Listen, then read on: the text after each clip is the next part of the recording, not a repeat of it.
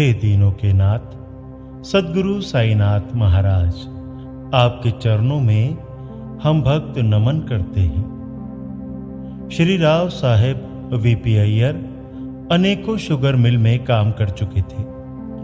उनकी पत्नी श्रीमती हीराबाई अय्यर बच्चों की शिक्षा के लिए लखनऊ में बस गई थी। जब उनके काम का ठेका समाप्त हो जाता था तब उनके पति लखनऊ में आकर रुकते थे, जब तक कि उन्हें फिर से दूसरी शुगर फैक्ट्री में नौकरी का नया ठेका नहीं मिल जाता।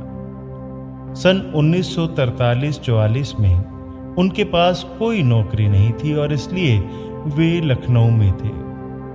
उन्हें इसकी कोई चिंता नहीं थी क्योंकि उन्हें बाबा पर पूर्ण विश्वास था।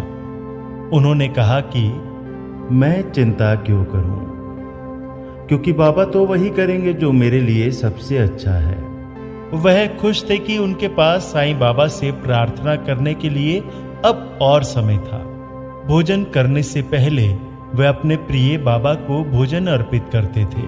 वह थाली में परोसे जाने वाले सभी प्रकार के व्यंजन, यहाँ तक कि कच्चा प्याज और सलाद भी लेते और बाबा को भोजन कराते। वह कुछ मिनट आंखें बंद करके बैठते और फिर खाना शुरू कर देते। जब किसी ने उन्हें कच्चा प्याज ना चढ़ाने को कहा तो उन्होंने जवाब दिया कि बाबा इसे पसंद करेंगे क्योंकि यह गरीबों के लिए भोजन का हिस्सा है। उन्हें कोपर गांव के पास लक्ष्मीवाड़ी शुगर मिल में काम करने का ठेका मिला।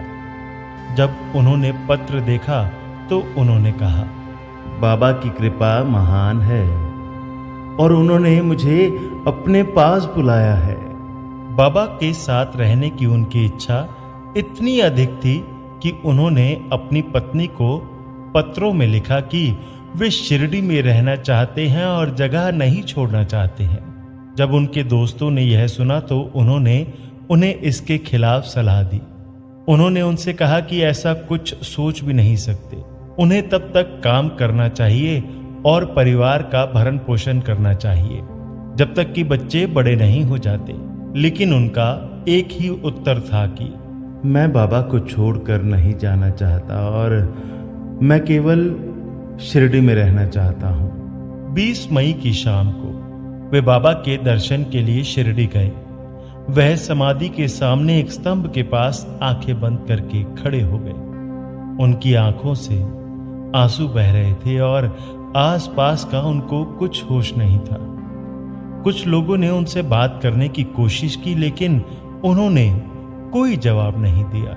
रात करीब 9 बजे वह समाधि से बाहर आए और बड़ी अनिच्छा के साथ वह घर लौटने के लिए मंदिर से निकल गए। उन्होंने उन अनेक व्यक्तियों को अलविदा कहा जिन्हें वह जानते थे क्योंकि शिरडी से लखनऊ जा रहे थे।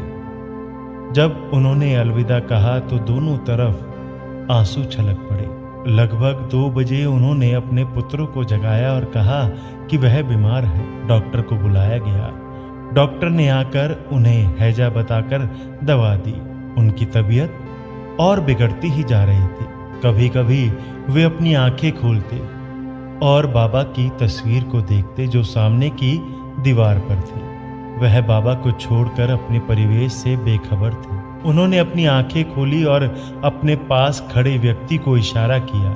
जब वह व्यक्ति उनके पास गया और उनसे पूछा कि वह क्या चाहते हैं तो उन्होंने संकेत दिया कि उन्हें साईं बाबा की तस्वीर चाहिए। फिर उन्होंने बाबा की तस्वीर को गले लगाया और कहा, बाबा, साईं बाबा, बाबा, और मुस्कुराते हुए अंतिम सांस ली।